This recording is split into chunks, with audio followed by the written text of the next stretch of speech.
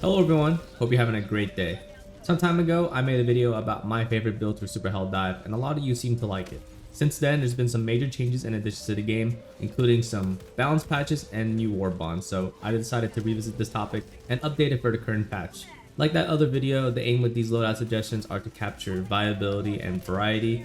With all of these options available in the Helldivers arsenal, I believe there are multiple ways of spreading managed democracy, so here are some of the loadouts I like to use that has promised both success and a fun and engaging experience. So let's start with the bugs.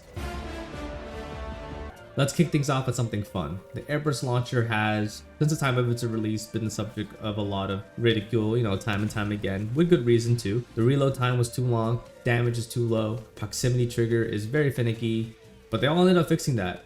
Reload time got shortened from 7 to 5 seconds, and if you reload cancel, this can be around 3.5 to 4 seconds. The little bomblets that come outside of the Airburst rockets share the same idea as frag grenades, which were buffed, and this indirectly buffed the Airburst launcher, and they also fixed corpses setting off the Airburst's proximity trigger. So was this enough to make it viable? And I would say yes. I think the Airburst is now an efficient mob clearing tool with the potential to be very good and reliable anti-tank. And before I break down the playstyle with this, let's just get to the rest of the build here. I'm going to be pairing this with a 500 kg to assist with anti-tank, orbital gas to assist with chaff clear, and a 120 barrage to help out with both. As for your loadout, since the Airburst is not made for very close range encounters, you're going to need something for when hunters and warriors surround you. I think the Blitzer and the Slugger are great options. I like to take the grenade pistol as a secondary to help with bug nest clears and just round it all out with thermites for easier heavy takedowns. A quick note about thermites, explosion damage for this has been increased from 100 to a very reasonable 2000. It has become the staple throwable across the known galaxy at this moment, so you will be seeing it pop up a lot of times in this video for loadout suggestions. Lastly, for armor, I like to take medium servo assisted. The playstyle for this build is you're going to take the role of helping your team clear out clusters of enemies from medium range. You should be eyeing bug breaches and respond to them the moment they happen. Gas Strike, despite it being changed to more of a confusion status effect on enemies at the cost of its damage over time, it's still a great tool when plugging up breaches. This, combined with your Airburst, will be making quick work of whatever comes out of that hole. When going up against an enemy like a charger, you should be aiming for right underneath them. The impact of the rocket itself is nothing. What you want to happen is for the Airburst to detonate underneath, and basically all of the cluster bombs will go off from below. This will effectively killing the charger in one shot. The same goes for an Impaler. Interesting enough, it's a lot easier to insta-kill them when they are still armored up, as the curve they have for a face makes it easier to contain all the bomblets from the Airburst. Should a charger or Impaler get too close, that's what the thermites are for. And when a group of bugs like hunters jump on you, you just switch to your primary and respond to them. The only issue I'd say for this build are ball titans. With a tall frame, you can hit them with the Airburst shell, but the bomblets distribute in a way where it doesn't make a lot of effective contact. This is where the 500 kg comes in. Since the last video I made about loadouts, the 500 kg has seen some nice buffs, making it easier to clear out bug nests and take down heavies like ball titans. Should you come across a very heavy target-rich environment, the orbital 120 is your go-to. This could be substituted for something else, such as an orbital rail cannon for the guaranteed takedown, or even an orbital napalm if you feel that your team lacks mob clear. With this build, you should have a focus on clearing out just all the chaff, with a bit of anti-tank and objective clear for structures like spore spears and shrieker nests. Servo assisted helps you maintain your safe firing distance with the Airburst and still lets you get your stratagems out on spots where they can make the most impact. For me, this is built a lot of fun, and it's nice to see kill streaks mount up to almost 20 after firing just one shot with the Airburst. It felt really nice, and should you ever dive into a mission where nursing spears or ball spears are more likely to spawn, I encourage you to try this build out, as your exploding death can chain reaction to another, and it is a thing of beauty to witness. Another tip I have is to visit POIs frequently. With the lessened reload time, it feels very freeing to be able to just shoot this whenever you want, and because I'm constantly firing this thing, I also find myself almost always with an empty backpack, so I like to stay stocked up by taking the ammo packs on the field and keep myself loaded without hogging the resupply from my team. The Tesla Tower, like the Airburst, was something I didn't quite see myself recommending to others for a build, especially on max difficulty, but it has quite the glow up. In short, it has had its cooldown and lifetime adjusted, given increased stagger, a stacking stun effect, but the biggest buff it got was that the charge time was heavily decreased from 3 seconds to only 1. And basically it's like a lightning machine gun now. The Tesla Tower always had damage. It was never an argument about it doing little DPS, it was that it died too quickly. But being able to fire 66% faster and having a moderate stun effect lets it dispatch nearby enemies so much quicker and at least stun lock the ones it can't outright one shot. Despite this, it still has some present threats. Chargers can still steamroll right through one, and if the tower isn't shooting at it to stun it, then it's pretty much a goner. Here's where the arc thrower can come in. Like the tower, this support weapon got its fair share of buffs. Its range was increased by more than 50%, it has more durable damage, was given additional lightning jumps, and it also shares in that same stacking effect that the tower has. This is really useful because you can cover your tower easily by locking down chargers that are dead set for it. Beyond that, arc thrower does what arc thrower does, just turns a line of bugs into straight miss. The crowd control and aerial lockdown with just these two stratagems alone feel unparalleled. Given that the Tesla Tower is a fairly short cooldown too, you can almost always guarantee this combo for any bug breach. Ball Titans, I will say, are the one thing that will make it hard for your tower to stay up. And here comes the 110 pods and the orbital rail cannon. 110 pods have small explosive AoE and they can possibly one-shot a Ball Titan if it hits it dead center in its face. The orbital rail cannon is guaranteed to kill one. The reason for taking these instead of something like a 500 kg or an orbital precision is that you can throw this right next to your tower and it will still live most of the time. As for your loadout, I'm really liking the Holt shotgun for this. This comes from the Truth Enforcer war bond, and the Holt shotgun is the first primary to feature programmable ammo. Deflection ammo helps when you get jumped from multiple directions and the arc thrower just won't be able to cut it. And the stun rounds can also help out your tower if there's too many enemies, and you can even use this to stun a charger if you hit it on a soft backside. Grenade pistol I like to take so I won't be completely useless when clearing a bug nest. And thermites are just for those impalers and Ball Titans. And you think that with two arc-based stratagems, arc resistant armor is good, but with the range increase of your arc thrower, you wouldn't really need to be getting close to your tower and you can just support it safely from a distance. For this, I opted for medium engineering and armor. Even though I won't really be benefiting from the recoil reduction, the additional thermites do come in clutch. As for playstyle, similar to the Airburst loadout, you're going to be looking to not get into the thick of things. Area control and mob clear are your focus. Your tower will be doing more than 50% of the work, so it's very important it stays alive. When a bug breach happens, I suggest you throw your tower off to the side, because Helldivers, Sea Breach, throw stratagem. If you throw your tower right on top of the breach, someone's gonna throw a 500 kg on it, a barrage, an eagle airstrike, or just all three right on top of it, and then your tower will just be turned to bits and pieces. So throw it to the side and just spam your arc thrower. If you see a charger, just keep it stun locked with your thrower, and if you find a Ball Titan, just resort to your additional stratagems or your thermites. And what sucks is that Ball Titans will almost always be automatically aggro to your Tesla tower, and one volley of puke is enough to take it out. Still, even when your tower is down, the arc thrower is nonetheless just a great support weapon overall, and the tower has such low cooldown, it'll be back up anyways fairly soon.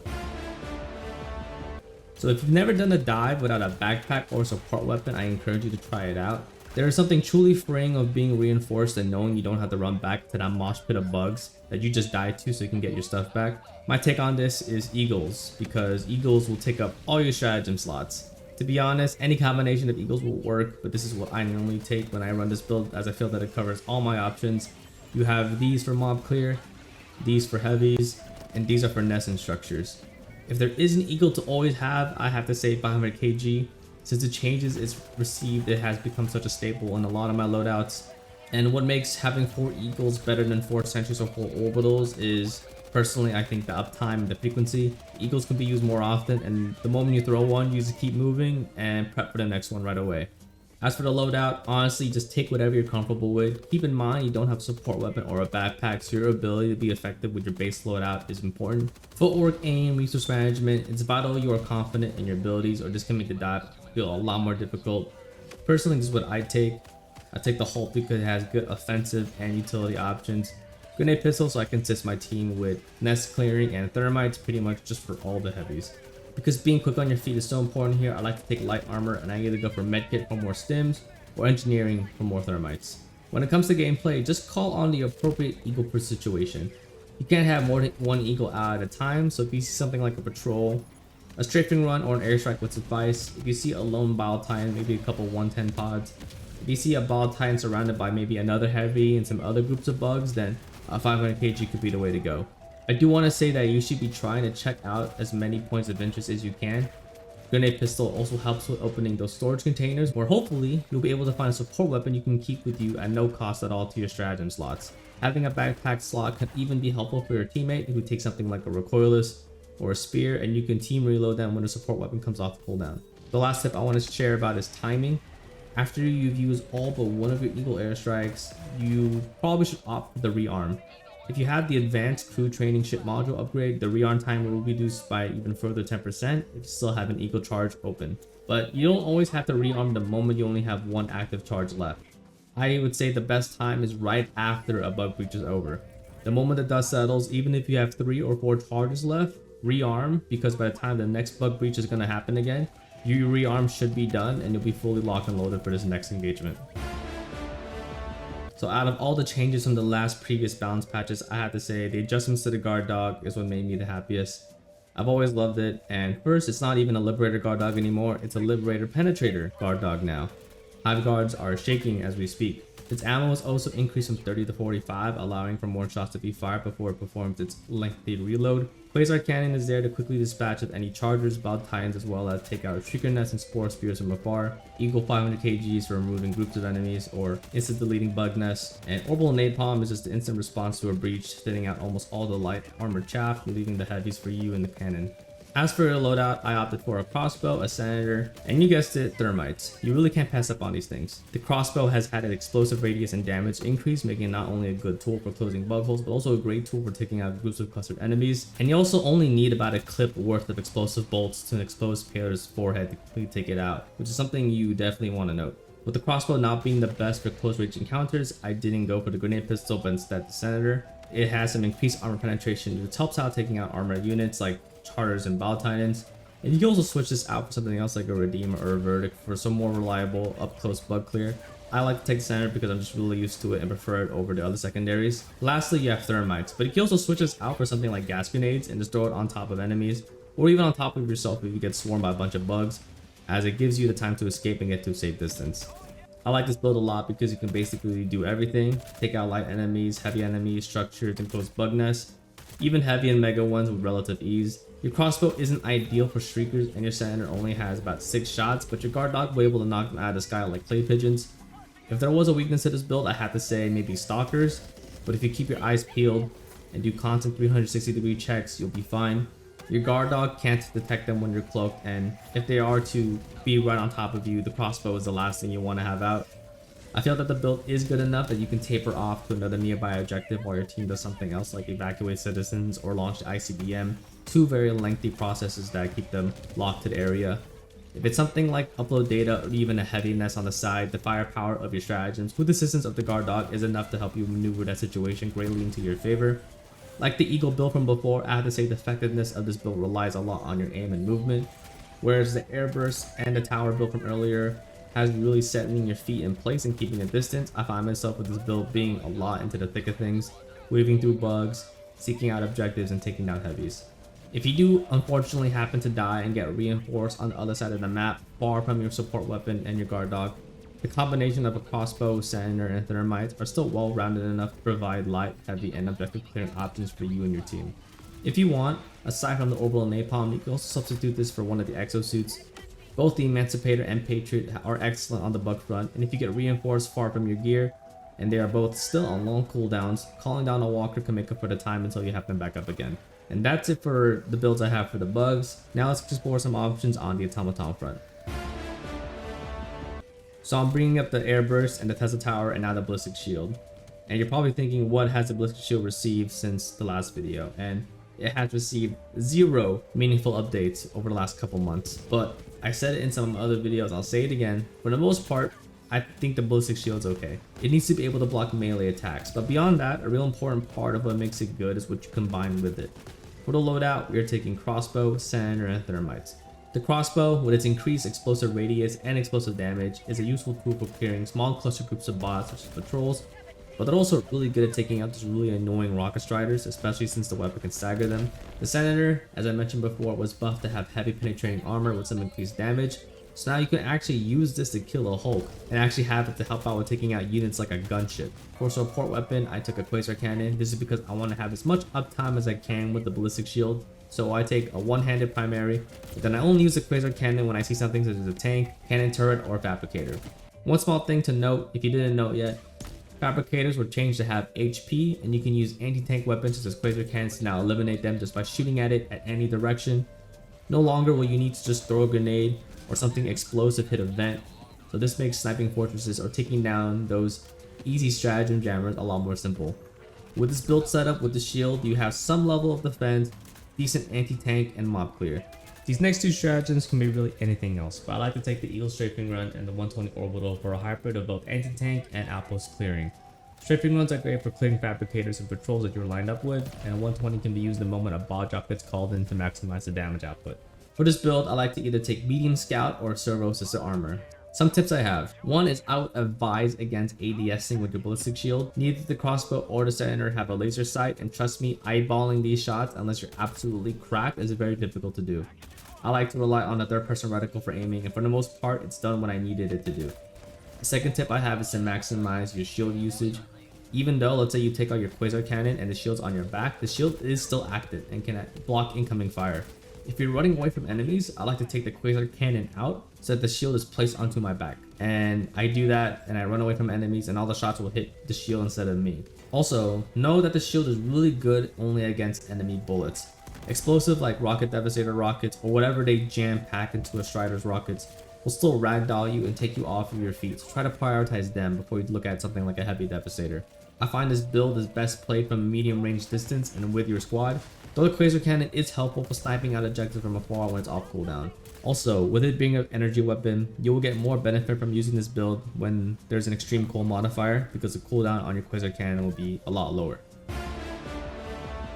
With the introduction of the stim pistol from the Chemical Agent War Bond, support playstyles are actually a lot more possible. With it, we are taking the supply pack to assist our teammates, the Quasar Cannon, Orbital Gas Strike, and Eagle Smoke. There are a lot of ways to go about this when achieving a combat medic type build, such as replacing your Gas Strike with a Shield Relay, but this one will work the best for me. Quasar Cannon is a solid choice since it doesn't consume ammo, it's practically infinite anti-tank, and can be used to take out high value targets if needed. Supply pack, like mentioned before, can be used to babysit your teammates who are either stim happy or are using backpack ammo such as spears or recoilless rifle. The Gas Strike's new negative status effect can be really useful for disrupting groups of enemies, and the shell it comes in is really useful also for destroying things such as detector towers if you're in a pinch. Shield Generator, should you take it, had its AoE and lifetime adjusted. It's still a good tool for keeping your teammates safe, especially when performing something like a stationary reload or using a stratagem like an HMG emplacement. Lastly, Eagle Smoke, and they help out in a lot of ways.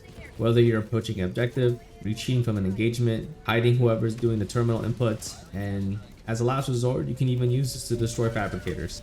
As for your loadout, as mentioned, you take the stim pistol, which, since its release, has also been adjusted to have higher muzzle velocity and tighter spread.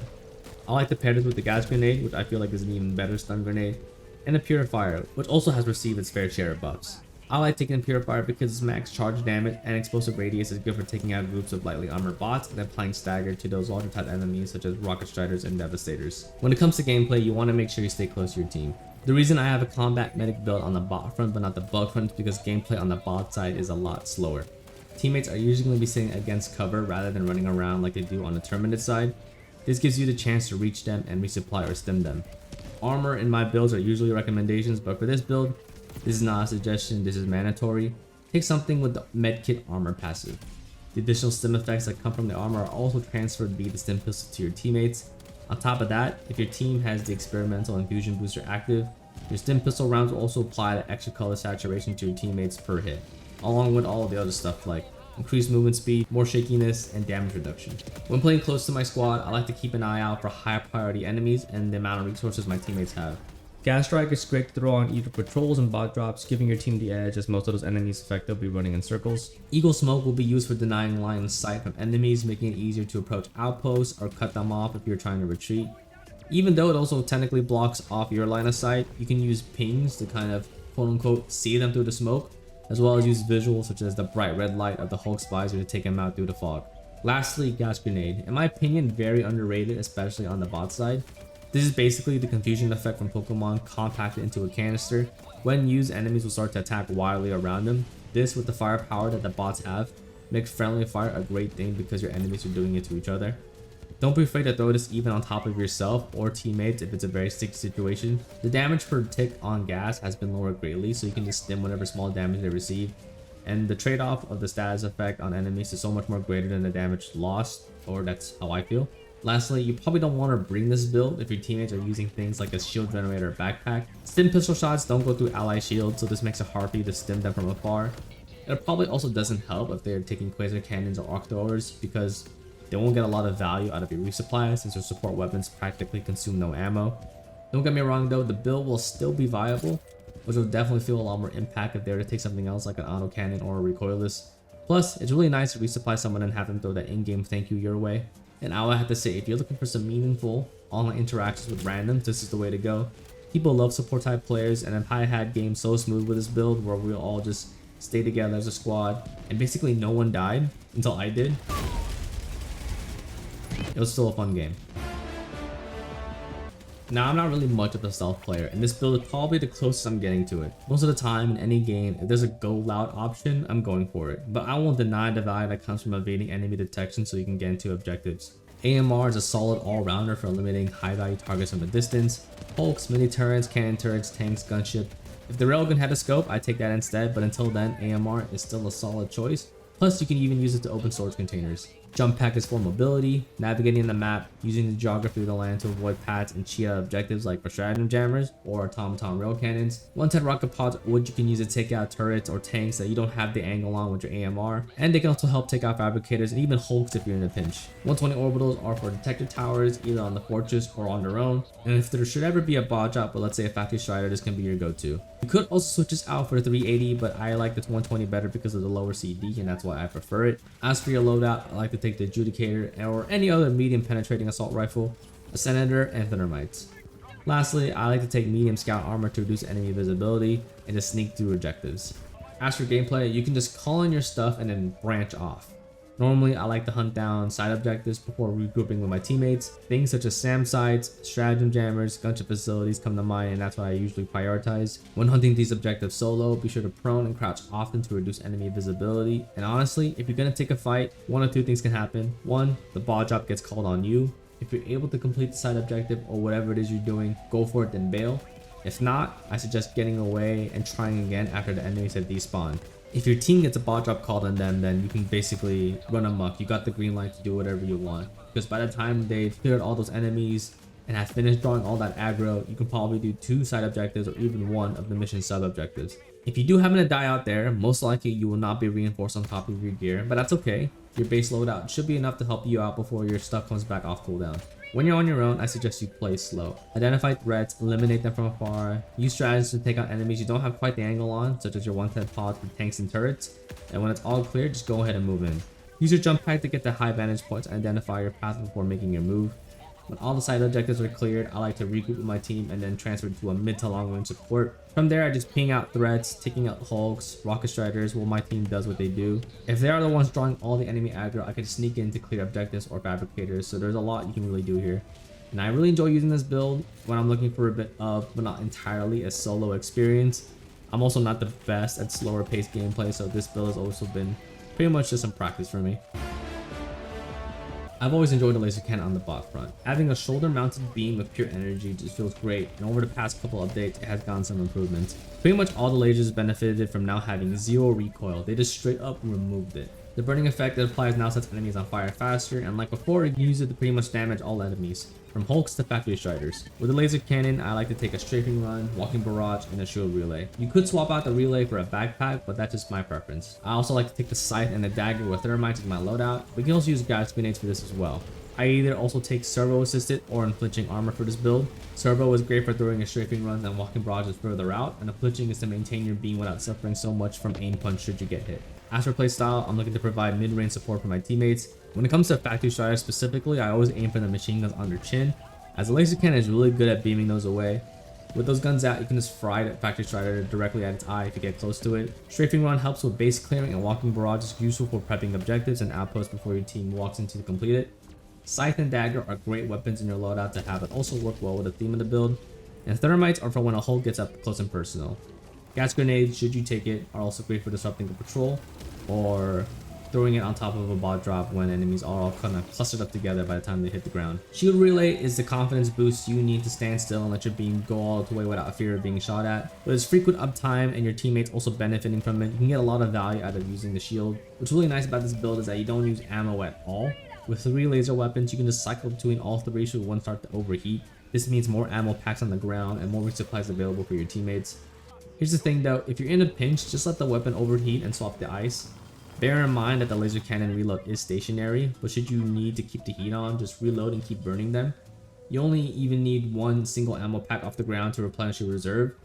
Another neat thing about your laser weapons is that even though the laser cannon has a 200-meter range, your scythe and dagger has a 1,000-meter range. You can burn bots, even kill hulks from afar without even triggering your aggro. It's almost like you're assassinating them with a microwave. Also, like mentioned in the other Quasar Cannon builds before, I suggest taking this on planets with the extreme cold modifier, as you're able to get more use out of your laser weapons before they begin to overheat. That's it for my automaton focused builds, but we're not done yet. I also have some loadouts that I think can work on both fronts. So if you think I forgot about the Recoilless, don't worry, it's very hard to. The Recoilless has sat under the shadow of the Spear, the Quasar EATs, and other anti-tech options for far too long. Now it just feels like the undisputed king of making the big threats go away. They did add programmable ammo to it to help with mob clear, but I'll be honest, I only ever used the anti-tank rounds, and I almost never used the high explosive. Beyond that, it's got just such a raw damage boost that makes it a near one-shot machine. You can even one-shot a Factory Strider if you nail it right at its eye socket. The Recoilless is so good that your remaining 3 stratagems can be chaff clear and you'll be okay. Still, I like to take maybe one other anti-tech stratagem, one chaff clear, and then one utility. What I have here are what I like to use, as I feel that provides a well-rounded list of options depending on the situation. When it comes to the Recoilless, it's always good to aim for the head. Chargers and hulks can be killed from pretty much at any direction, but the Ballistic and the Factory Strider take some aim. Hitting any part of a dropship will take down, killing any of the bots that are on board, so you're pretty much just a walking SAM site. The Recoilless is such a good anti-tank option that it trivializes high difficulties, and this is so apparent in the evacuate high value assets mission. On the bug front, no charger, bot titan, or impaler will make it past 10 steps with a team full of Recoilless users, and man, on the bot side, any dropship will be lucky to even have their troops land on the ground. Your squad will turn that area into a no-fly zone so fast it's like another Bermuda Triangle. And I'll be honest, you can even strip away the other 3 stratagems, replace it with just sentries, and you'll still be sitting pretty. So if you're ever looking to just take a load off, you know, you just had a hard day and you want some casual super Helldive, Recoilless is your choice. Most of the time, you'll be playing with your team at mid-range. You can just be aware of where the resupply is called and try to maximize its usage as much as you can, since you'll be using the Recoilless a lot, since heavy spawn frequently on higher difficulties. I like to check POI for spare ammo packs, and don't forget that you can cancel the reload animation early and get your shots off quicker. As for your weapons and loadout, on the bug front, I like to take an AR or something like a Blitzer for when I get jumped on by enemies, along with a grenade pistol and thermites. For bots, I like to take the DCS to one-tap Devastator heads, a Senator's plan B so I run out of DCS rounds, and you guessed it, thermites. I saw someone use this build once in my game, try it out for myself, and I never looked back. If your team is ever lacking an anti-tank, you can become Mr. or Mrs. Anti-Tank. Jump Pack, Quasar Cannon, EAT, and Commando. All blue and all for you and your team. The playstyle here is very simple. You take your Jump Pack and Quasar Cannon and you blast anything bigger than a High Guard or a Devastator. You can just let loose on literally everything else, even a Rocket Strider or an Alpha Commander. You always call on your EAT and Commando the moment it's off cooldown, and with them being on such low cooldowns, you can even weaponize the Hell Pod to kill heavy units like Chargers and Palers, Bug Holes, Hulks, Fabricators, and even Battle Titans. You'll be constantly switching out from your Quasar Cannon to another anti-tank option, and once you run out of the ammo for the consumables, just pick up your Quasar Cannon again and rinse and repeat. I'll be honest, a lot of the times, not every support weapon you call in will be used, but they will always be available on the ground for you and your teammates. The Jump Pack helps you get better angle throws with your strategies, and also help you reach your teammates quicker to provide them with the express anti-tank options. I have a lot of fun with this build. I like seeing teammates pick it off from the Hell Pod and use it themselves. Similar to the Combat Medic build, you can get a lot of fun and sweet interactions with randoms, and all you need to do is share with them your big guns. And although it is best played with teammates, you can also just sort of run off on your own and clear objectives. We do have 3 explosive anti-tank support weapons, so enemy nests, outposts, and side objectives are all yours for the picking, especially with the mobility that comes from the Jump Pack. It's really fun at the end of the mission to open your map and see all the support weapons scattered around from the entire dive. As for your loadout, you can take whatever's comfortable for you. This is what I took for bots, using the DCS for long range engagements with my rifle and my launchers. This is what I took for bugs, favoring a more up close and personal play style and getting really aggressive with my launchers and the Hell Pods they come in on. Something to note on both of these loadouts is that I'm using the Loyalist, which is the mini purifier that came from the Truth Enforcer Warbond. This is a nice secondary to have, as it provides nice AoE, damage, and stagger for a secondary. That's pretty much it for the hybrid builds. I have been trying a lot of other loadout options and builds, such as using the HMG emplacement on bugs, using 0 anti-tank, full orbitals, 4 sentries, They work, but not all the time, and they also aren't in a place where I call them fun yet. I still think after some other iterations, I can get to the point where I feel comfortable recommending them to you guys. I do stand by the builds I've listed here though, and I feel that they capture a nice set of variety with stratagems. I know I mentioned Thermite a lot, but it's just so good given the current state of the game. I am hoping some balance changes happen in the future where things get switched up again, as theory crafting these builds and trying them out either on stream or in videos are just really fun. Some other stuff I want to note is that I'm aware that the flamethrower was reverted to where it was before Escalation of Freedom. It just feels really hard to use it effectively, because when a bug breach happened, I move up close, I try to burn some bugs, then my teammates are throwing down orbital napalms, 500 kgs, and I just need to sit back and wait. I only get to eat the scraps. In terms of the newer stratagems, the Dog Breath Rover is decent, and I'm still trying to find a good build to go with it. But I would not recommend the Sterilizer at its current state, because at this moment it's not a support weapon, this is a job. But yeah, that's it for the video. I appreciate you guys watching till the end. If you want to see me play live, I stream this game frequently on Twitch, so be sure to follow me there. There's a... Yo, Liberators out, boys, Liberators out. Lastly, be sure to join the Discord channel where a lot of my viewers and I talk about the game, sharing ideas and theorizing about all sorts of things. Links to both are in the video description, and if you like what you heard, like what you see, be sure to like and subscribe. Thanks again for watching, and have a nice day.